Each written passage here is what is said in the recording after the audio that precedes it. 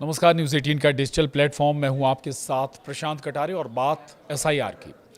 तो बिहार में चल रहे चुनाव आयोग के विशेष गहन पुनरीक्षण अभियान यानी एसआईआर को लेकर सुप्रीम कोर्ट ने कहा है कि चुनाव आयोग को ड्राफ्ट वोटर लिस्ट से हटाए गए 65 लाख वोटर्स की पहचान 19 अगस्त तक सार्वजनिक करनी होगी। अदालत ने आयोग को 22 अगस्त तक अनुपालन रिपोर्ट सौंपने का आदेश भी दिया है। जस्टिस सूर्यकांत और जस्टिस जॉय माल्या बागची की पीठ ने आयोग से पूछा कि आप उन लोगों के नाम क्यों नहीं बता सकते जिनकी मौत हो गई है या जो लोग पलायन कर दूसरे निर्वाचन क्षेत्रों में चले गए।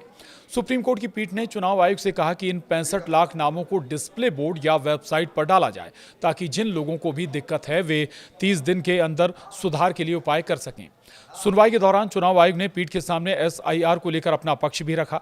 ईसी ने कहा कि राजनीतिक विद्वेष के माहौल में काम करते हुए शायद ही कोई ऐसा फैसला हो जिस पर विवाद ना हुआ हो। आयोग ने अदालत से कहा है कि वो राजनीतिक दलों के बीच संघर्ष में फंसा हुआ है, क्योंकि यदि कोई पार्टी जीतती है तो उसके लिए ईवीएम अच्छी है, अगर वो हारते हैं तो ईवीएम खराब हो जाती है। चुनाव आयोग ने कहा कि बिहार में मोटे तौर पर अनुमान के मुताबिक लगभग 6.5 करोड़ लोगों को एसआईआर के लिए कोई दस्तावेज जमा करने की आवश्यकता नहीं पड़ी। राजनीतिक दलों के कार्यकर्ताओं को मृत, पलायन कर चुके या दूसरे स्थानों पर चले गए लोगों के नामों की सूची दी गई है।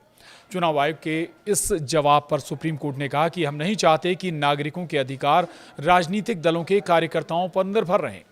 मृत, पलायन कर चुके या दूसरे स्थानों पर चले गए मतदाताओं के नामों को डिस्प्ले बोर्ड या वेबसाइट पर प्रदर्शित करने से अनजाने में हुई त्रुटियों को सुधारने का मौका मिलेगा।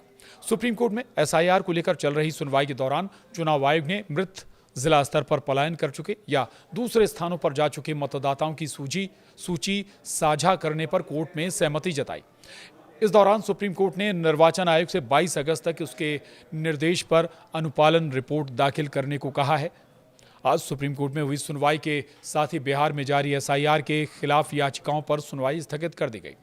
आपको बता दें कि बिहार में मतदाता सूची को ठीक करने के लिए निर्वाचन आयोग ने एसआईआर प्रक्रिया चलाई थी।